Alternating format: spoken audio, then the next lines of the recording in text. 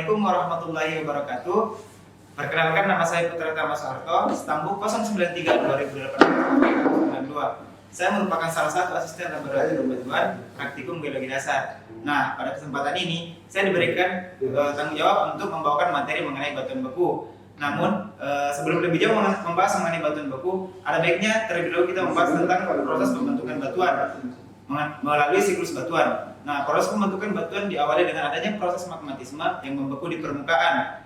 Magma yang membeku di permukaan ini membentuk batuan beku. Batuan beku yang tersingkap di permukaan akan mengalami pelapukan dan tererosi serta mengalami transportasi ke daerah yang relatif rendah. Nah, material batuan beku tadi ini yang mengalami pelapukan akan membentuk material-material sedimen. Nah, di material-material sedimen ini akan melalui proses pemilihan ukuran butir atau sortasi, kemudian selanjutnya akan mengalami proses kompaksi atau pembatuan. Setelah itu terbentuklah batuan sedimen. Setelah batuan sedimen terbentuk, maka terbentuklah batuan metamorf. Batuan metamorf terbentuk karena adanya hasil perubahan batuan yang telah ada sebelumnya, dikarenakan adanya panas dan tekanan yang sangat tinggi. Batuan metamorf yang dari awalnya menerima panas dan tekanan yang sangat tinggi akan melebur menjadi magma kembali. Nah, itulah sekilas bagaimana proses pembentukan batuan terjadi, teman-teman. Selanjutnya kita akan masuk ke klasifikasi batuan beku. Klasifikasi batuan beku dibagi berdasarkan, yang pertama itu berdasarkan tempat terbentuknya. Yang pertama adalah berdasarkan tempat terbentuknya dibagi menjadi dua, batuan beku dalam atau intrusi, batuan beku luar atau ekstrusi. Dan yang kedua adalah berdasarkan senyawa kimianya. Berdasarkan senyawa kimianya, batuan beku dibagi menjadi empat, yaitu batuan beku asam, batuan beku intermediate, batuan beku basah, dan batuan beku ultra basah. Yang ketiga adalah berdasarkan mineral penyusunnya. Berdasarkan mineral penyusunnya, batuan beku dibagi menjadi dua, yaitu mineral felsik atau mineral terang digolongkan menjadi mineral-mineral asam. Yang kedua adalah mineral mafic atau mineral-mineral gelap digolongkan menjadi mineral-mineral basah. Selanjutnya yang terakhir adalah berdasarkan kandungan SiO2-nya. Batuan beku asam memiliki kandungan SiO2 di atas 66%. Batuan beku intermediate memiliki kandungan SiO2 52 sampai 66%. Batuan beku basah memiliki kandungan SiO2 45 sampai 52%, sedangkan batuan beku ultra basah memiliki kandungan SiO2 di bawah 45%. Nah, itulah tadi teman-teman beberapa klasifikasi dari batuan beku. Selanjutnya kita akan membahas mengenai beberapa indikator yang sangat menunjang dalam pendeskripsian batuan, di mana indikator-indikator ini berperan penting dalam kita menguraikan dan memberikan nama dari suatu batuan. Indikator yang pertama adalah warna. Batuan beku memiliki warna. Warna dibagi menjadi dua, yaitu warna terang dan warna lapu. Warna terang dari suatu batuan adalah warna suatu mineral yang belum terkontaminasi, dan warna lapu adalah warna dari suatu batuan yang telah terkontaminasi karena adanya pengaruh fisika atau kimia. Selanjutnya adalah indikator yang kedua adalah tekstur. Tekstur adalah derajat pengkristalan serta bentuk dan hubungan suatu mineral dan mineral lain dalam suatu batuan. Tekstur dibagi menjadi tiga, teman-teman, yaitu yang pertama adalah kristalisasi. Kristalisasi adalah tingkat kristalisasi mineral dalam suatu batuan, dibagi menjadi tiga, yaitu holokristalin. Holokristalin apabila tingkat kristalisasi mineral dalam satu batuan itu disusun oleh kristal dan mineral seluruhnya. Yang kedua adalah hipokristalin. Hipokristalin adalah apabila suatu batuan beku itu disusun sebagian oleh kristalisasi mineral dan sebagian lagi adalah massa gas atau amorf. Dan yang terakhir adalah holohialin. Holohialin apabila dalam suatu batuan beku itu massa dasarnya disusun oleh seluruhnya massa gas atau amorf. Nah, selanjutnya adalah granularitas. Granularitas adalah bentuk besaran ukuran butir yang dapat kita lihat dalam suatu batuan beku, teman-teman. Nah, di granularitas ini dibagi menjadi tiga. Yang pertama adalah fanerik, porfiritik, dan afanitik.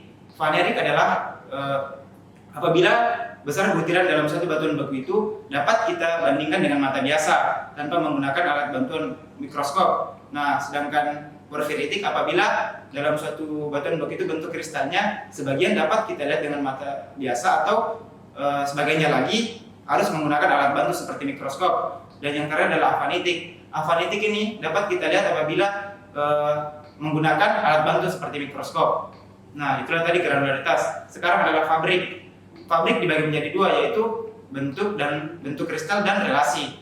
Bentuk kristal adalah bidang-bidang kristal yang terdapat dalam satu batuan itu. bertujuan untuk supaya kita mengetahui bagaimana bentuk bidang kristal mineral dalam satu batuan itu. Nah, bentuk kristal ini dibagi menjadi 3 teman-teman, yaitu yang pertama adalah euhedral, yang kedua subhedral, dan yang terakhir adalah anhedral.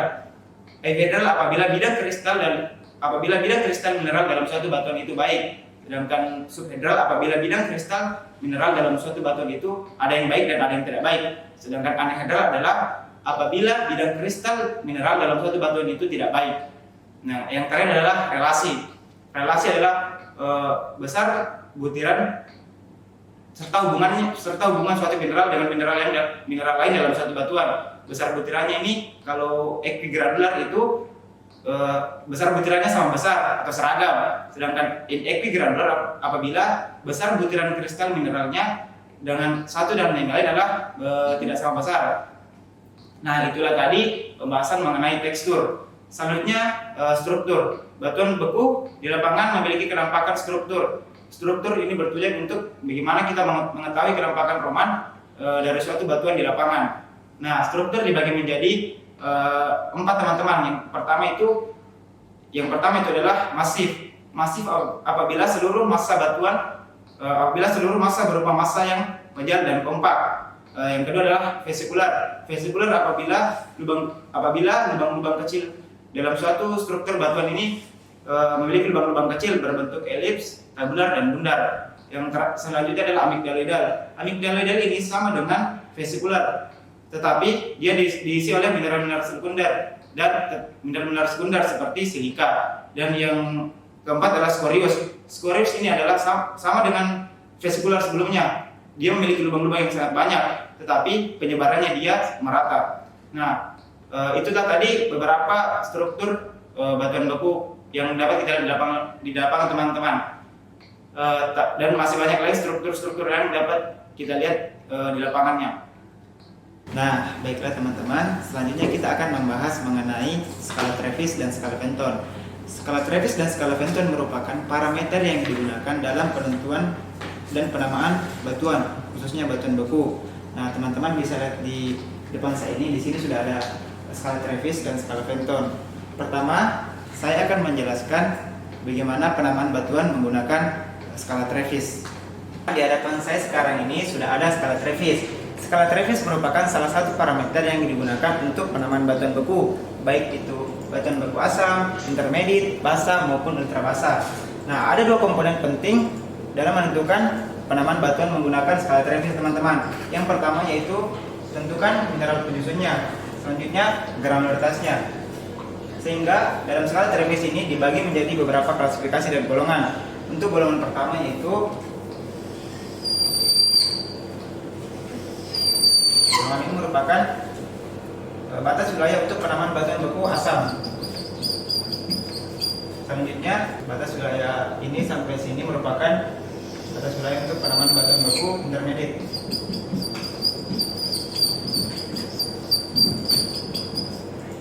Dan untuk kolom ketiga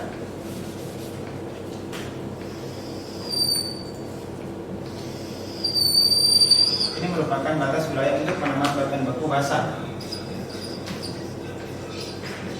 Dan kolom keempat ini merupakan batas wilayah untuk penamaan batuan beku ultra basah.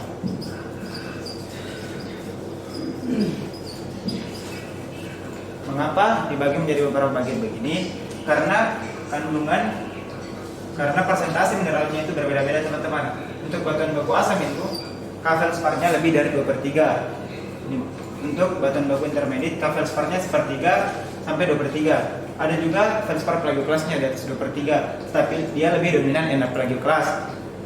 Dan batuan beku basah itu terdapat feldspar plagioklas juga di atas 2/3, tapi dominan dia CA plagioklas. Sedangkan untuk batuan beku ultra basah dia tidak ada feldspar. Selanjutnya kita beralih ke granularitasnya. Di sini ada 3 baris merupakan wilayah granularitas. Granularitas pernah saya jelaskan sebelumnya bahwa ia adalah bentuk kristal mineral dalam suatu batuan. Nah, terbagi menjadi 3, teman-teman. Ada vanerik, ada porfiritik dan ada afanitik. Di porfiritik lagi nanti ini dibagi menjadi dua, ada porfiroafanitik dan vaneroporfiritik.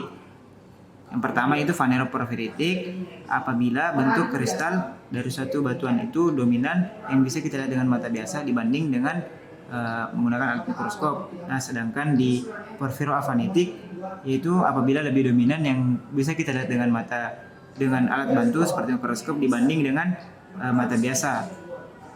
Selanjutnya teman-teman, setelah membahas mengenai dua komponen penting ini, kita akan mendeskripsikan salah satu batuan beku. Nah, teman-teman bisa lihat sampel batuan beku yang saya genggam ini.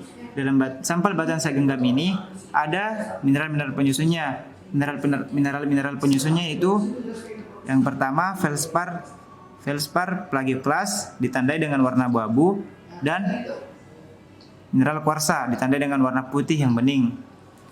Teman-teman sekarang mengamati di mana di bagian ini mengandung mineral feldspar plagioclase dan kuarsa. Setelah kita amati, coba kita perhatikan feldspar plagioclase dan kuarsa itu terdapat pada batuan beku intermediate bagian sini. Nah, setelah menentukan mineral penyusunnya, selanjutnya kita persentasekan berapa kuarsanya. Nah, setelah kita amati, kira-kira kuarsanya ini lebih dari 10%. Kita beri tanda 10%, lebih dari 10%. Setelah menentukan persentase mineralnya dan mineral yang terkandung dalam batuan ini, selanjutnya kita beralih ke granularitasnya. Di komponen yang kedua, granularitasnya apakah ada vanerik, porfiritik, dan afanitik. Baiklah teman-teman, kita amati granularitasnya. Granularitas dari batuan beku ini yaitu porfiritik, karena ada sebagian yang bisa kita lihat dengan mata biasa dan ada lagi sebagian yang harus kita lihat dengan mikroskop. Apakah dia porfiroafanitik dan vaneroporfiritik? Kita simpulkan dia adalah vaneroporfiritik karena lebih dominan yang bisa kita lihat dengan mata biasa dibanding dengan alat bantu mikroskop. Setelah itu kita beri tanda di granularitas vaneroporfiritik. Nah, setelah dua komponen ini kita beri tanda, selanjutnya kita temukan dua garis ini dengan cara yang pertama adalah tarik garis secara vertikal dari atas ke bawah pada kolom kuarsa lebih dari 10%. Karena kita tadi sudah mati dia memiliki kandungan kuarsa lebih dari 10%, tarik garis secara vertikal dari atas ke bawah sampai sejajar dengan granularitas yang sudah kita beri tanda, yaitu di tepat di sini. Selanjutnya kita tarik garis secara horizontal dari kiri ke kanan pada granularitas yang sudah kita beri tanda, yaitu di vaneroporfiritik dari kiri ke kanan. Nah, titik temu dua garis ini merupakan nama batuan yang kita deskripsikan. Jadi nama batuan yang kita deskripsikan tadi ini adalah porfiri diorit kuarsa. Nah, itulah teman-teman sekilas cara singkat dalam penamaan batuan menggunakan skala Trevis. Selanjutnya kita akan cocokkan dengan penamaan batuan menggunakan skala Fenton. Baiklah teman-teman, sekarang kita beralih ke skala Fenton. Skala Fenton juga ini merupakan parameter yang digunakan untuk menentukan nama batuan beku, baik itu batuan beku asam, intermediate, basa maupun ultra basa. Nah, dalam skala Fenton ini dibagi menjadi dua juga komponen penting untuk mendukung penamaan batuan beku, yaitu berdasarkan kandungan mineralnya dan granularitasnya. Berdasarkan kandungan mineralnya dibagi menjadi 4 bagian. Yang bagian pertama yaitu bagian ini merupakan batas wilayah untuk penamaan batuan beku asam dengan mineral ortoklas dominan. Selanjutnya batas wilayah kedua yaitu mulai garis ini sampai dengan ini merupakan batas wilayah untuk penamaan batuan beku intermediate. Selanjutnya batas wilayah mulai dari garis ini sampai dengan ini untuk penamaan batuan beku basah. Dan yang terakhir antara garis ini dengan garis ini merupakan batas wilayah untuk penanaman batuan beku ultra basah. Nah, itulah beberapa golongan yang telah terbagi berdasarkan kandungan mineralnya. Selanjutnya granularitasnya. Granularitas juga ini dibagi menjadi 3. Hanya saja di sini tersedia dan tersaji menjadi 3 baris. Di mana not porfiritik yang pertama adalah vanerik,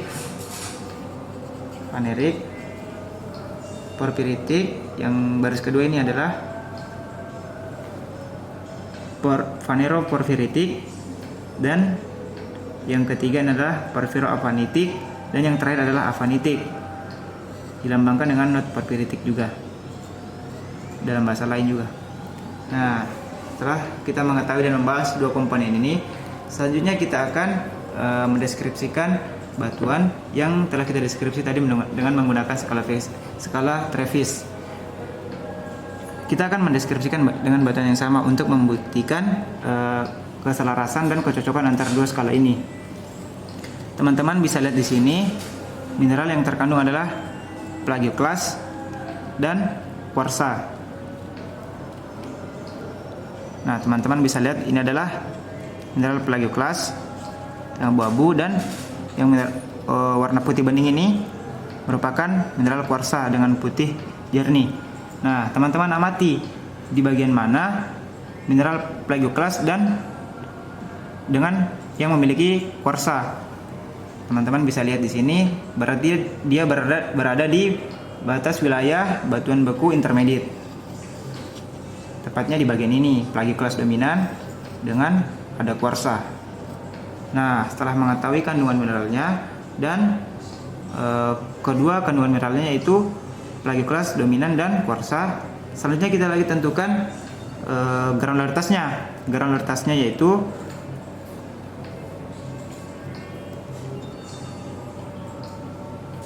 porfiritik dengan granularitas vaneroporfiritik. Jadi kita pilih di baris kedua yaitu porfiritik. Baris kedua ini menandakan dia adalah vaneroporfiritik. Sedangkan baris ketiga menandakan bahwa dia adalah porfiroavanitik. Nah, setelah itu kita tarik garis dari kuarsa secara vertikal dari atas ke bawah sampai sejajar dengan granularitas yang telah kita tentukan, yaitu vaneroporfiritik. Kita tarik garis secara horizontal dari kiri ke kanan sampai bertemunya dua garis ini. Nah, titik temu dua garis ini merupakan nama batuan yang kita deskripsi, yaitu quartz diorit porfiri. Nah, itulah tadi teman-teman cara mendeskripsikan batuan menggunakan skala Trevis dan skala Fenton secara singkat. Itulah penjelasan singkat dari saya. Apabila teman-teman ada yang mengganjal dan ada yang kurang dimengerti dari penjelasan saya, bisa langsung tanya ke saya atau tim asisten yang lainnya. Sekian dari saya, lebih dan kurangnya mohon dimaafkan. Wabillahi taufiq wal hidayah. Wassalamualaikum warahmatullahi wabarakatuh.